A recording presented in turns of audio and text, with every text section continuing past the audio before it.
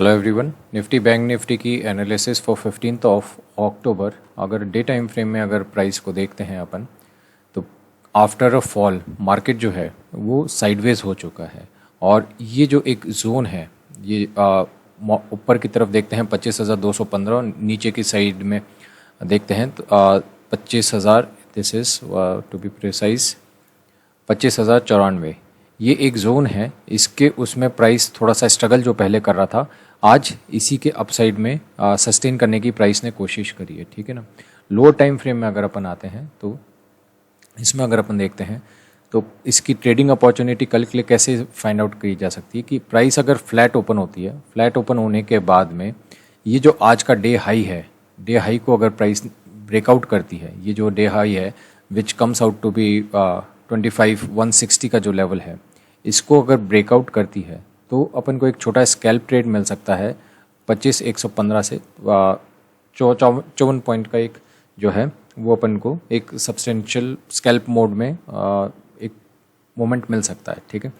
उसके बाद में अगर अपन देखते हैं, अगर प्राइस फ्लैट ओपन होकर क्रॉस डाउन करती है और टिल द टाइम ये वाला लेवल नहीं टूटता है, विच इज़ 25,094 वाला लेवल नहीं टूटता है, तब तक सेलिंग के पॉइंट ऑफ व्यू से नहीं देखेंगे। बाइंग की प्रोपेंसिटी ज़्यादा क्यों है? क्योंकि मार्केट ने आज 11:15 बजे से लेके 3:15 बजे तक एक 4 घंटे एक ट्रेडिंग रेंज बनाई है जिसी के अंदर ट्रेड किया है। अब ये एक डार्वास बॉक्स की तरह अपन सोच सकते हैं कि प्राइस अगर कल गैप अप ओपन होता है या फ्लैट ओपन होकर इसको ब्रेकआउट करता है तो पहला जो रिजेक्शन लेवल है 25,215, यहाँ तक प्राइस आ सकती है, पहली चीज़। उसके बाद अगर यहाँ पे सस्टेन करती है तो कुछ टाइम स्पेंड करती है, जैसे यहाँ पे टाइम स्पेंड करा, टाइम स्पेंड करने के बाद इसका ब्रेकआउट देती है 25,214 का जो लेवल है उस, तो फिर अपने को नेक्स्ट टारगेट जो देखने को मिल सकता है वो 25,300 के करीब का जो लेवल है वो अपन को देखने को मिल सकता है। उसके बाद ये 25,460 थोड़ा सा ऊपर का टारगेट हो गया। यहाँ पे रिजेक्शन, मेजर रिजेक्शन आ रखा है, तो काफ़ी हाईली लाइकली चांस है कि आगे भी प्राइस आएगी तो यहाँ से रिजेक्शन फेस करेगी। पर कल इसका मूवमेंट यहाँ पे इतना बड़ा हो जाए उसकी पॉसिबिलिटी जो है वो कम दिखती है। प्राइस अगर गैप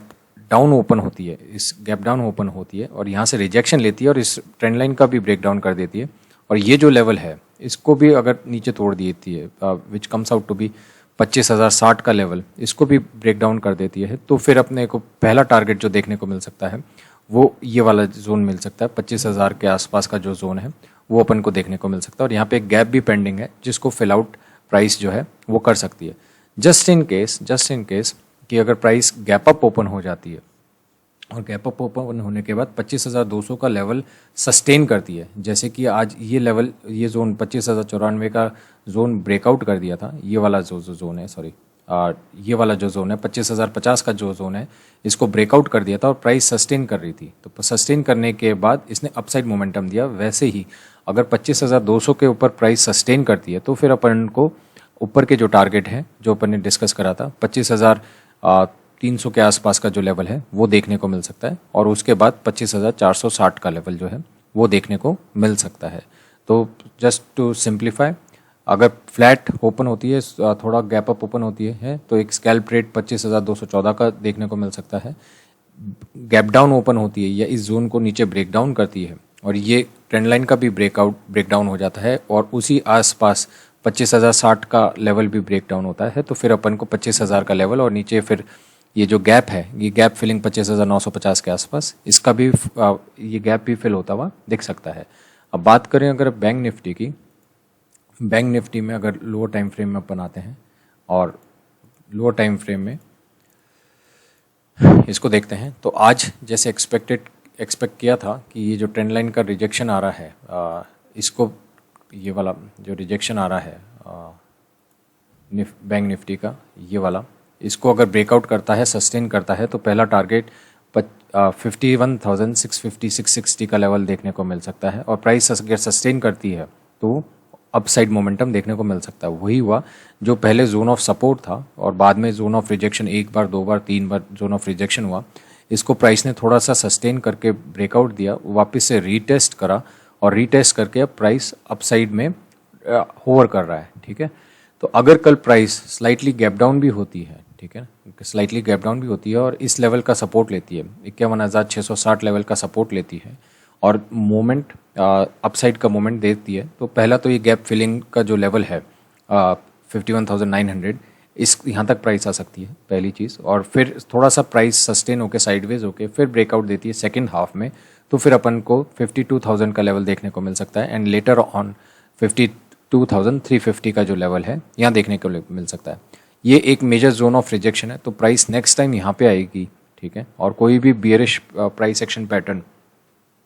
बनाती है तो फिर अपन को एक वापस से मेजर रिजेक्शन जो है वो देखने को मिल सकता है, क्योंकि यहाँ पे पहले से फॉल जो आया प्राइस ने बहुत अच्छे से रिजेक्ट किया और बहुत सिग्निफिकेंट फॉल आया, तो सेकंड टाइम जब प्राइस यहाँ पे आके टेस्ट करेगी तो एक सिग्निफिकेंट फॉल देखने को मिल सकता है। पर इसमें आपको जैसे अगर हेड एंड शोल्डर पैटर्न देखने को मिले, हेड एंड शोल्डर पैटर्न देखने को मिले, इसका ब्रेकडाउन देखने को मिले, या फिर कोई एम पैटर्न का ब्रेकडाउन देखने को मिले, उसके ऊपर ट्रेड करेंगे तो रिस्क टू रिवॉर्ड जो है वो ज़्यादा फेवरेबल रहेगा, पहली चीज़, ठीक है। इसको प्राइस को बैंक निफ्टी में प्राइस को सेल कब तक करने देखना चाहिए, जब तक 51,060 का जो लेवल है,